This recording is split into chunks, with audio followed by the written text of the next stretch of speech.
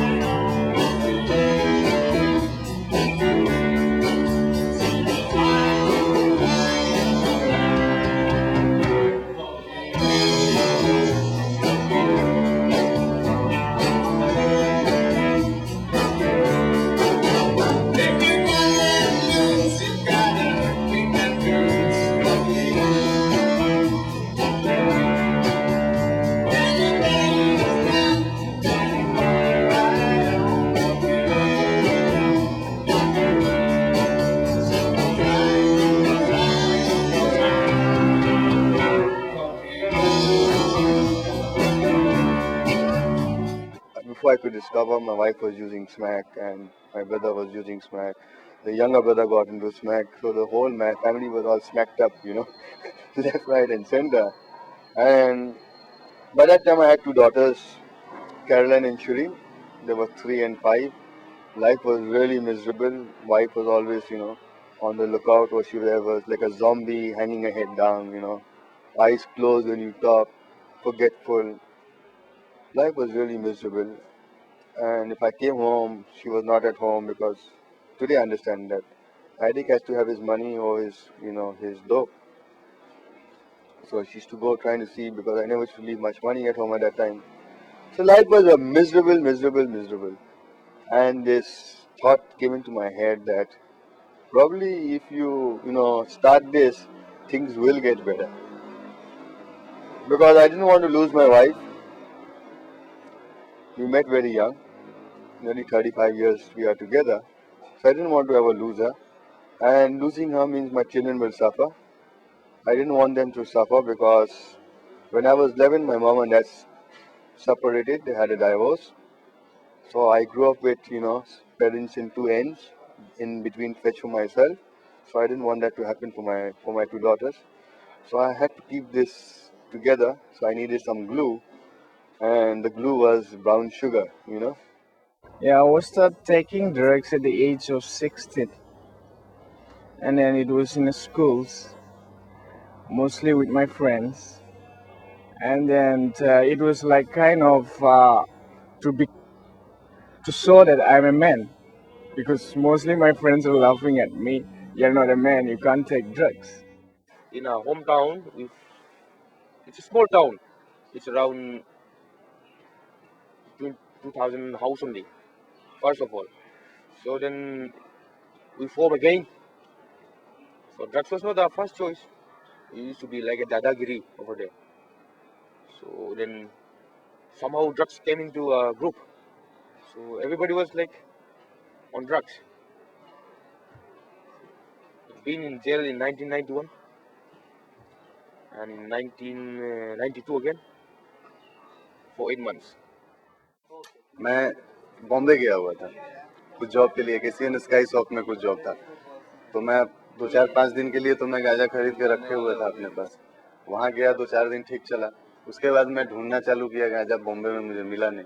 किसी ने बता दिया पुड़िया मिलता है, मैं जाके ले लिया। फिर मैं खोला तो मैं जानता था ब्राउन शुगर क्या है, खतरनाक है, सब पता है। लेकिन मेरा एक वो माइंड क्या बोलता है कि मैं तो गांजा पीने वाला हूँ, ब्राउन तो इससे मेरा सब्स्टिट्यूट है, मैं यूज करके छोड़ दूंगा, मैं गांजा पीऊंगा। लेकिन ऐसा हुआ नहीं। मैं पिया, एक बार स्टार्ट किया, तो सब बस कंटिन्यू हो गया और जब तक पता चला कि मैं एडिक्ट हूँ तब तक सब कुछ निकल गया। सबको ये लगता है कि मैं अब कुछ नहीं कर सकता, ये तो है। यहाँ तक कि मेरे माँ बाप को भी उतना विश्वास नहीं है कि वो चीज आ पाएगा फिर। Of course, I feel very bad. One time police they stop us there only to pass, only to say no. Yeah, we are going to Saviti, Madid Mosai. The police came and bite me and say no. Don't come back here. My early days was too bad. Yeah, see, after finishing my school, I was not staying at home. Always I used to stay in the ghetto, with friends, like gangsters, roaming here and there all the night, going to discotheque, and we have the money to go inside, but we are not going inside. Just we waiting for the guys to come out with their girlfriend, just smashing them, take the chain, whatever gold chain they have, do some rap. So all this nonsense, I'm straight into hard drugs, not charas and these corrects. And still, I'm not into that drugs. I'm straight into hard drugs and straight into IDU.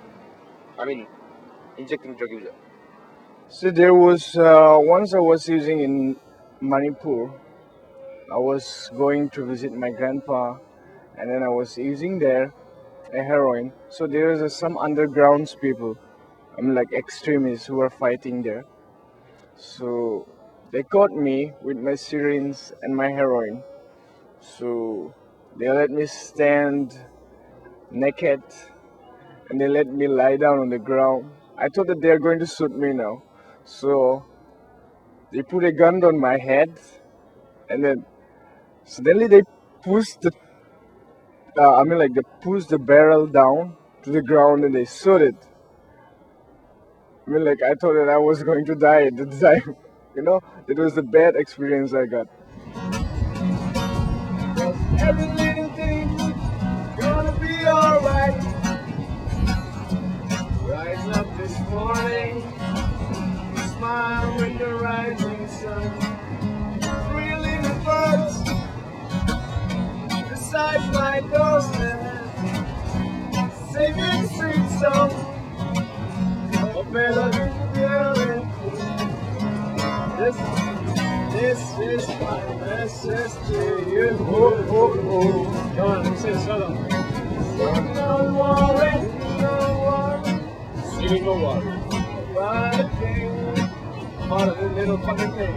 Just every little thing. Every fucking little thing. Gonna be alright. Singing no worry. Singing no worry. Sing. Oh, oh, oh. Every little thing. Gonna be alright. If I remember once, I was having one of my friend, which he was alcoholic, and I was drug addict, but we are two close friends. I convinced him to start using drugs. I convinced him. Slowly, slowly, I start to give him, and he was enjoying on it. Suddenly, stop alcoholic, and he become more addict than me. At last, he died. So till today, if I try to remind the picture, I feel guilty, you know. Sometimes I used to cry myself. I stopped using drugs, even alcohol, in 1988, 4th of December. 3rd of December was my last drink that I had. Since then, I never looked back. In saying that, 5 years, life was a battle struggle, and I was the same type of person, but not drinking and drugging. Very arrogant, very angry, wanted things quick and fast, very physical, very violent. And I thank God that my wife was the one who put tremendous pressure that I come to Delhi. And So what if you get into drugs again?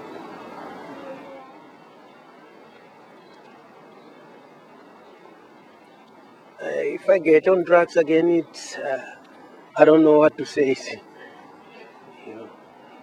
See, I've been to rehab in my hometown. It was bad. So I heard about Sara and playing football. Oh, I like football. And in Delhi, capital of India, yeah. So like we're a small town out there, no? Like outcasts. India's the northeast also that the bottom. So you want to see Delhi, man? Come on, Qutub Minar and all. Like that. Not very seriously, I didn't came. So, but inside something happened, change, like that. So I started off at a very early age during school time, and I move on. I graduated to injecting.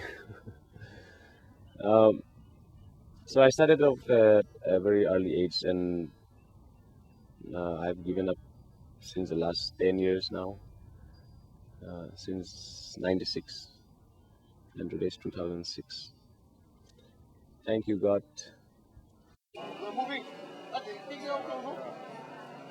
I cannot say that I'm clean. I'm out of drugs. I'm in a recovery. It's a process. It's keep going. Like tomorrow I may doom like that. So one day at a time.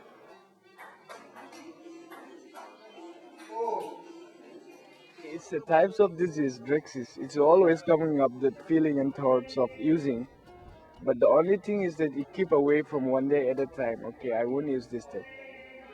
Okay, the next day the thought come. Okay, I will not use this day. Right? I hope you understand. They give us a job, which I never had a job. That's my first time, and bring back with my girlfriend, and I think that's keep me going. I think. That's, You're baying so much, man. They say bow.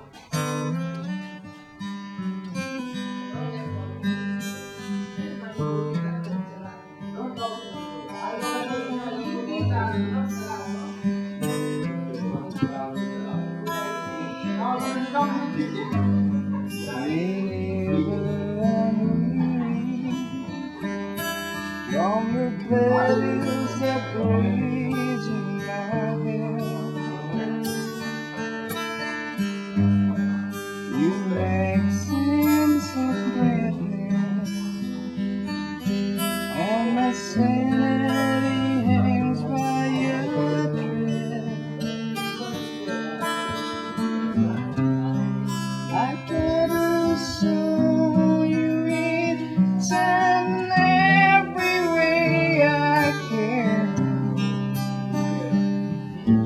Now and forever, I will be your man.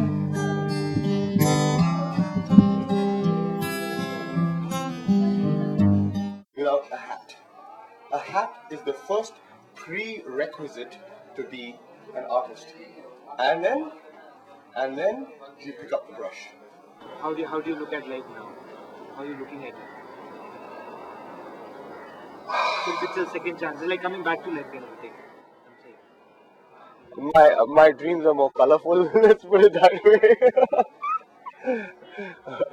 And they're like huge screens and surround sound dreams. Okay. Yeah, it's just good. मैं आया था तो मैं physically उतना कभी भी fit नहीं हूँ कि मैं सॉकर खेल सकूँ और वो भी 90 मिनट लेकिन सब